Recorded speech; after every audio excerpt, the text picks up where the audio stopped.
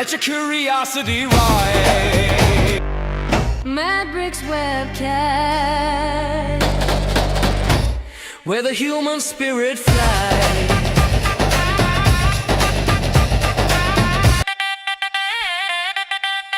Mad Bricks Webcast,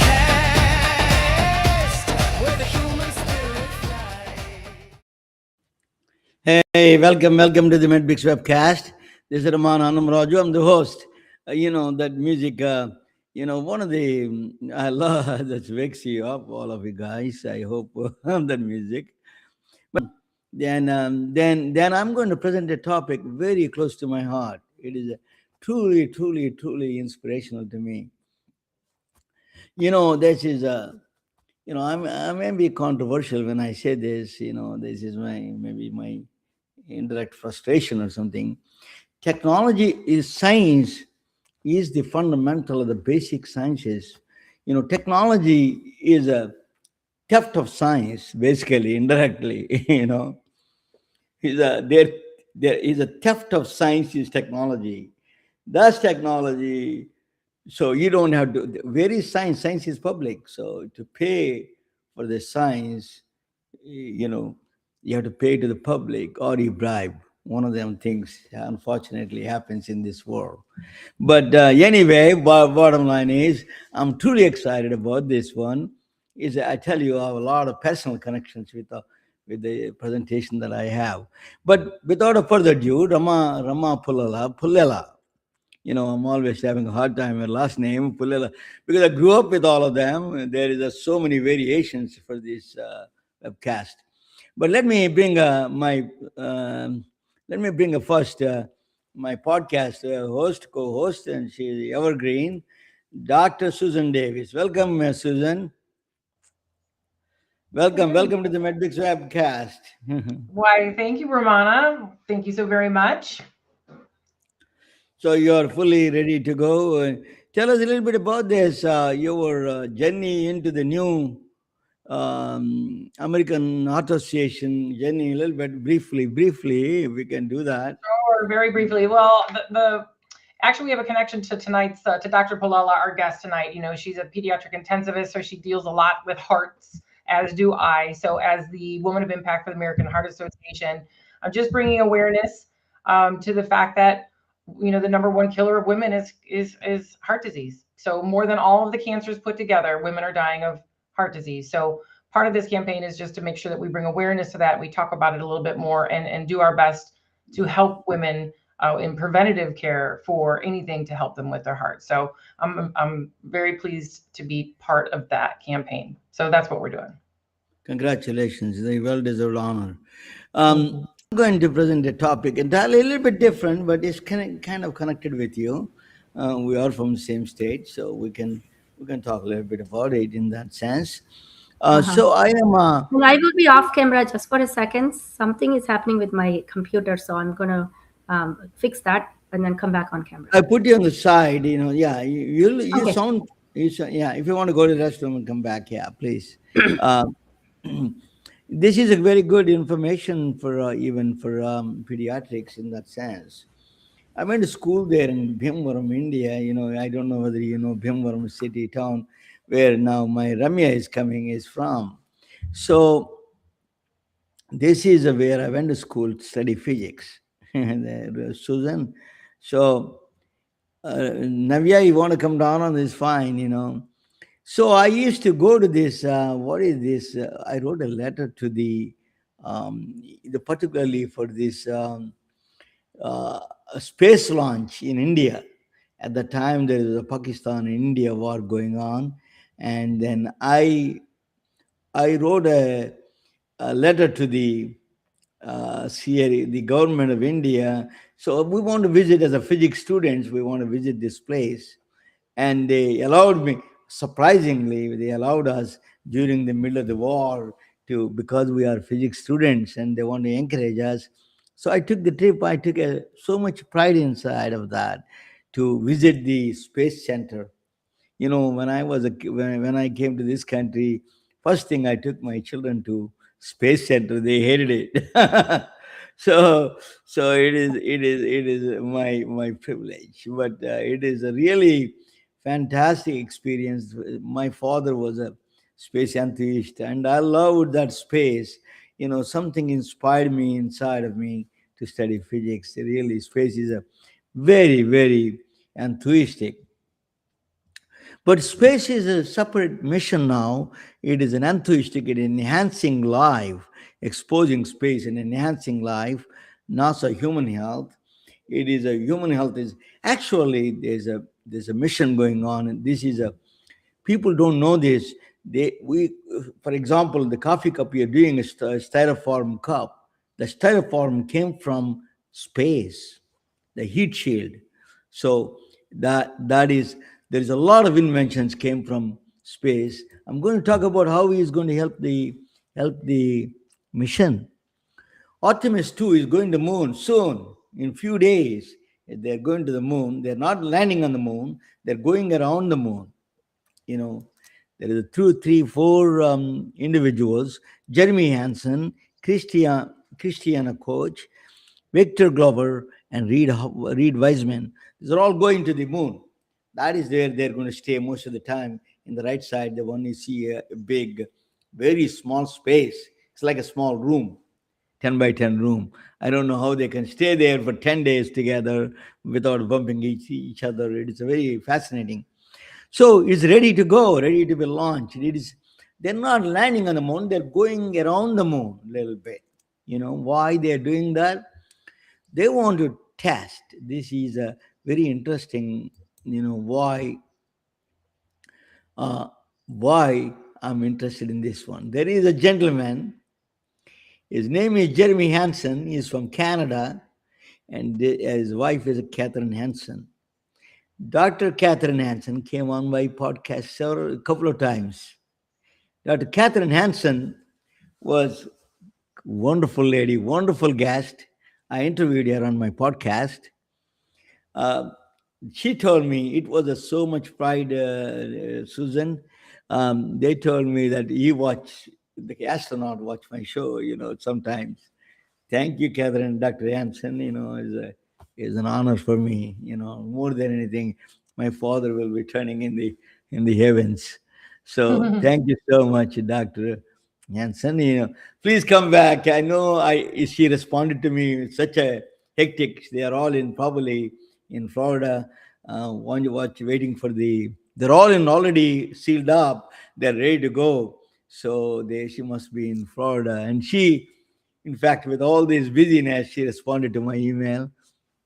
Thank you, Dr. Hansen. She has her own right. She's an OBGYN doctor. Both are from Canada. She came from Cold Lake. I used to make fun of her. You don't have to go to the moon to find the coldness. You can see the cold in Cold Lake, Canada. So here it is. She's from a cold place. Thank you, Dr. Hansen. Thank you, Mr. Jeremy Hansen. I want you to have a beautiful trip to the moon and wait for the call. We are going to wait for the call from the moon. This is Dr. Catherine Hansen. She came on my show. She was she's Empowered Circle. She has this podcast. And then one of the things she said that to me, it was stuck with me. She said that curiosity is the stress. When you feel stress, nowadays, I feel a lot of stress nowadays. I feel stress. Curiosity is the best solution. Don't even worry about it. Become curious. It is a stress buster. I truly follow. To be honest with you, that is my mantra nowadays when I'm under stress. But anyway, so thank you, Dr. She is a menopause expert. She is a OBGYN doctor, and her husband is an astronaut. So they came from Canada. It's a big shift from Canada to here. Thank you. It is truly an honor for me. So how does Artemis 2 mission work? It's actually it is human performance mission. This is a medical mission. A lot of people don't know this. Artemis 2 is a medical mission. It's not a space exploration. It is a medical mission. They want to know how the humans are performing during the space flight. That is the main thing. particularly long distances. So it is a very, they use a very strange physics, not a strange physics, is very, we know, you take a frisbee and you throw it out, the frisbee goes around and come back to you, right? That's one of the things we do in the swimming pool and all those places. That's exactly what they do here. They throw they use escape velocity. They need rackets to get out of the earth. So you need 22,000 miles per hour.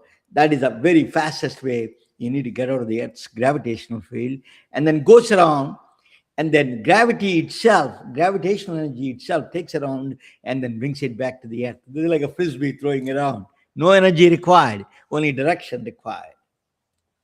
So it is a machine. Humans and systems is a checkup. That's what it is. This machine is a purely medical mission. Indirectly is a medical mission. It's not anything else. People didn't know that it is a human performance mission. What they're testing, this is one of the, if you are testing, this is the place to test, where there's no special consults, no specialists, no emergency room, no ICUs, no imaging on demand, no pharmacies, no ICU backups. What do? When you go to the Mars or any place, interstellar distances or interplanetary distances, this is, if you answer that questions, we have a lot of questions. We have an abundance in the earth. We can solve that problem. If you answer those questions in space, we have a lot of solutions actually for the earth. A lot of access and quality and care. So, what they do in space? The first and foremost is physiological monitoring. They're going to monitor heart rate, and most important is, actually people didn't know this, heart rate variability. The real usage came from space. Russian Mir space station really did that, invented that heart rate variability. So heart rate variability is between the signals, the frequency between the two beats. What it does tell you a lot more than just the beats, how infrequent these beats are. It tells you autonomic function test. It gives you a very of a state of the health of the person. Heart rate variability, one biomarker can tell you a lot more about that patient. That is where it came from. It came from space. With all the constraints, they found out the fluids, the sleeplessness, all the circadian rhythm. They're going to monitor hydration, fluid shifts, oxygen saturation. All of them they're going to manage that there. Apple Watch came out of that heart rate variability system. Actually, heart rate variability is actually discovered a long time ago, but actually they found out the real value of the heart rate variability in the space. Now, HRV changes dramatically in microgravity. You can see the huge contrast in the heart rate variability in the microgravity. Microgravity means there is still gravity is everywhere, but microgravity means almost gravity is nothing there. Fluid shifts, how the nervous system is functioning, stress and isolation, mental, psychological pressures, workload, and human critical systems. So heart rate variability is a human critical system. So they're going to wear something like, not much more sophisticated than Apple Watch, but it is. Then another one is a cognitive loading. They're going to do cognitive neurobehavioral testing. How do you reaction with all these things going on? How do you focus? There is a mission controls. There is a lot of variabilities are there. How do you control these missions? Reaction time, how fast you are, attention and focus. These are all neurobehavioral testing. They do that. They perform structured tasks. They tell you this is the task here. They can measure through all the processes how you are attentive, how you are focusing things. Very strange. It's a purely medical mission, this is. So the attention and focus, decision making, under fatigue, and stress and workload tolerance, they're all going to test those things. One of them actually came back from space is a neurofeedback system. Nowadays, neurofeedback is a training program, brain training program. That is how you can move from beta waves to alpha waves quickly, from calm you down. Rama is one of the great idea for Dublin area to put a brain cafe. I'll give you all these things. If the mothers can come, children can come, you can calm them down within seconds by using these new technologies. It's a very interesting. It's a cognitive load, isolation, no margin of error. You cannot have a lot of margin of error is not there. So one of the things they're going to test is how many human and machine, AI and humans interactions. Human is at the center. This machine is not testing AI, it's testing the humans, how they interact with AI. That's the most powerful one. The next one is one of the dangers in the Dr. Hansen. I'm not scaring you. You know already, you're a doctor, Dr. Hansen. But radiation exposure is one of the things, is a biology, is one of the riskiest one. Higher cosmic radiation, because there is no magnetic field. It doesn't protect you from the radiation. Solar particles constantly hit the satellites and hit the spaceship. So what is this? They can damage the DNA. Then that so that's one of the things. It is, I don't want to say too many things about cancer. Is one of them. Is outcomes in this one, and they become a short now. They age faster. They become short. Actually, there's a small. They become shorter than before. Osteoporosis is one of the things. So, what is the benefit came from the radiation exposure?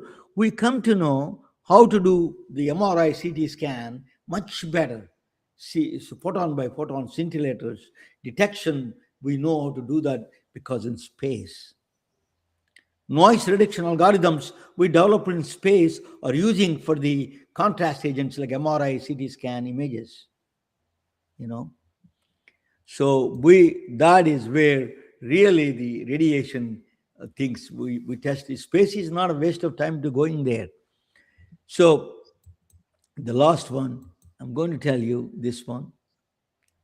So what is then space they do? One of the very powerful drug is a immunotherapy drug. It's called Keytruda by Merck.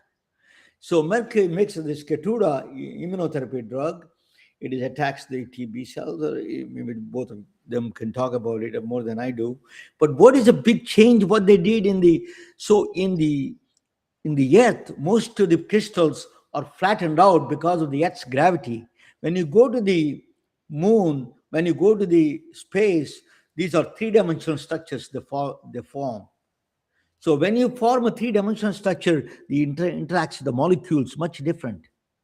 So what they found out is, if you do that, just giving a simple injection is enough for Keytruda, then you drip into the hours and hours through the other process, infusion.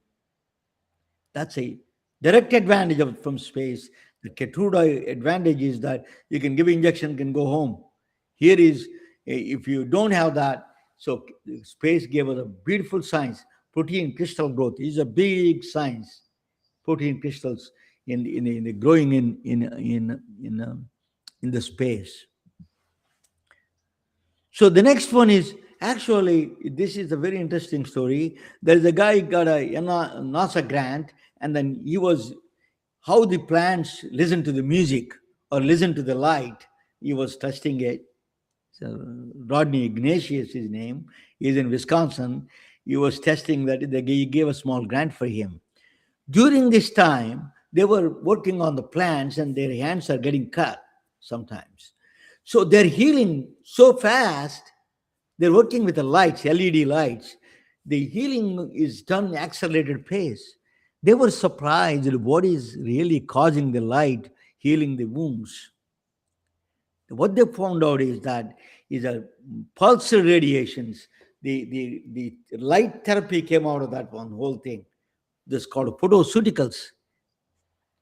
Then the FDA approved for fibromyalgia. They approved for it, actually, the phototherapy. Not only that, they can give a contrast agent, Susan, and they can give a contrast agents, light sensitive, and then direct to the cancer cell and blow it up there. They expose the light there and blow it up. This is a new kind of a science is coming up. It's called photoceuticals. It's a fascinating field is coming up. So it's already, you can buy these things in there. This is a much better, I don't know how old are you. I don't know, you must be, I don't want to talk about this both women's age, but I can tell you is a new technology came out of the NASA spin-off. It's called menopause clothes. These are the temperature, automatically regulated temperature. It came from the NASA gloves. They manage the temperature because hot flashes. I don't know much about menopause, So this is a thermocules, they call thermocules.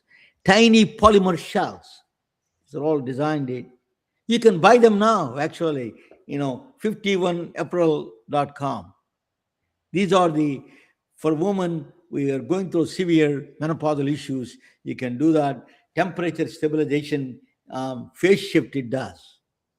Amazing spin-off from the NASA. So there is a Aerofellow, if the doctors wants to continue, even the nurses can go there actually. There's a 2-year fellowship in the UCLA and the NASA and a Mayo Clinic. You can do the aerospace fellowship there. If you want to do 4 weeks clerkship, you can do that at those places. 4 weeks clerkship is also available. So Mayo Clinic and NASA, UCLA offers this. You have to be family practice nurse, nurses, family practitioners, emergency room, ENT surgeons, they're all available. That is available, that fellowship. So space is ultimate. What is space? Space is ultimate test for the human biology. We are putting the humans in a place that is impossible to survive. That's we are testing the limits of human survival. So I created a human MedBricks ultimate test for health systems. MedBricks predicted a human care capacity and the healing index. These are 2 tests. I use the same NASA physics to test the healthcare systems, health of healthcare systems. I did briefly mention to Susan, but I came up with algorithms. I used the same kind of physics and mathematics that develop that indexes and tell you whether this particular healthcare plan is going to survive or is doomed to fail. It is centered around the humans. Even the NASA is not, these AIs are a little bit noise people. You cannot avoid humans. Humans has to be centered. NASA is not dumb. NASA is putting us humans at the center and the technology on the interaction there. It's not putting AI first and the NASA humans next. So I always say that science is technology, technology people, technology is a theft of science. They're not paying anything back to the public. They're bribing now. Unfortunately or fortunately, whatever the system it is. So you cannot leave the basic science. That inspired me as a kid. It really gave me to see the wonders of science. My father was a village doctor in a village in a small village. That gave me so much. I can connect to the space and the medicine together. That is my truly inspiration for me, personally gratifying. That is the world I want to return, not the greed and, this noises so much. Just go to that human, particularly human generated, that intelligence, and then that wonder about science and the curiosity about science. If you create the humans that way, the world is unlimited. When we create a greed, there is nothing is enough for greed. Everybody is unlimited greed. Everybody wants everything else. There is no satisfaction there. Thank you for watching, all of you. Welcome to the MedBricks webcast. So NASA is a new frontier in medicine, telemedicine, disease models, psychological stress response, nutrition and aging, all of them.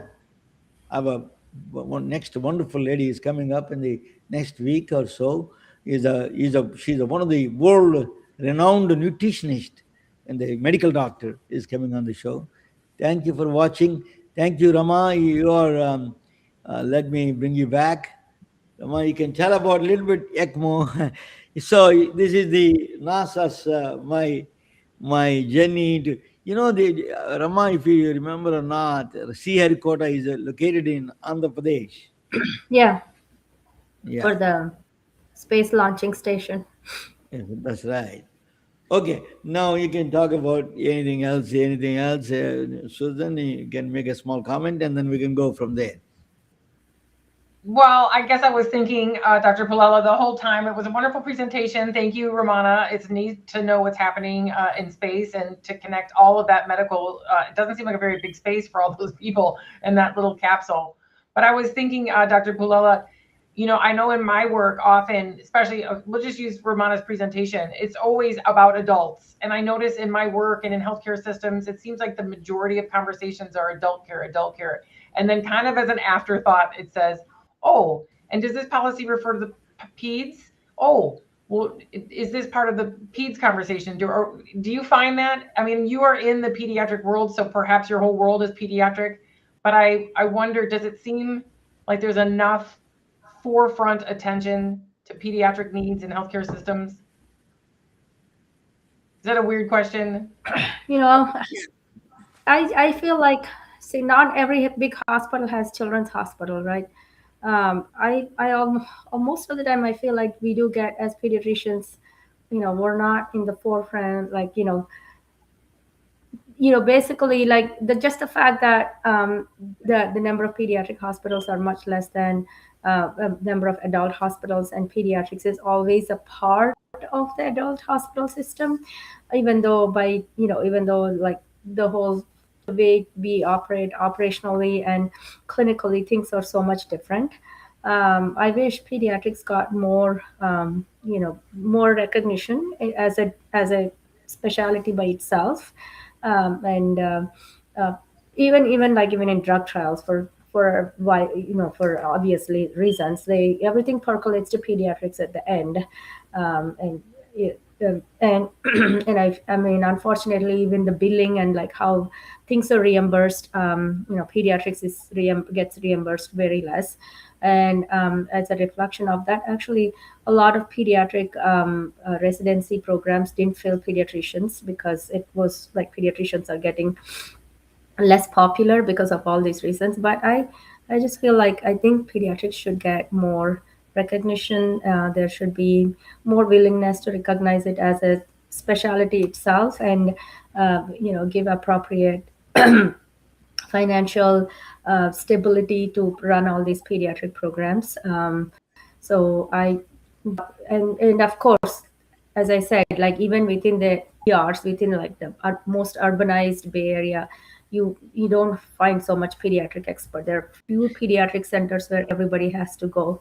So like, for example, in Kaiser, the pediatric ICU for the whole Northern California, there are just 3 centers, like Santa Clara, Kaiser, Oakland, and so I agree with. I think I pediatrics is agree more with that reimbursement. I agree with the reimbursement side, Dr. Rama.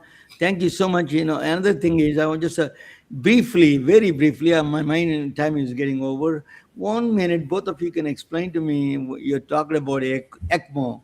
I don't know exactly what that is. I just, just less than 30 seconds, if you can explain. Go ahead, Rama, Doc. go ahead. World. Dr. Ramana, Rama, well, Oh, it's not my it's basically specialty, heart-lung machine. It's a heart-lung heart-lung machine. machine. So Okay. you just bypass your heart and lungs and run it through the machine. Yeah, That's so a the really sickest, wonderful. Activity issue, the but very sickest patients, young and or adult. Yeah. So sorry, we probably should have clarified that early on. Thank you so much, Dr. Rama. You're thank sick you. and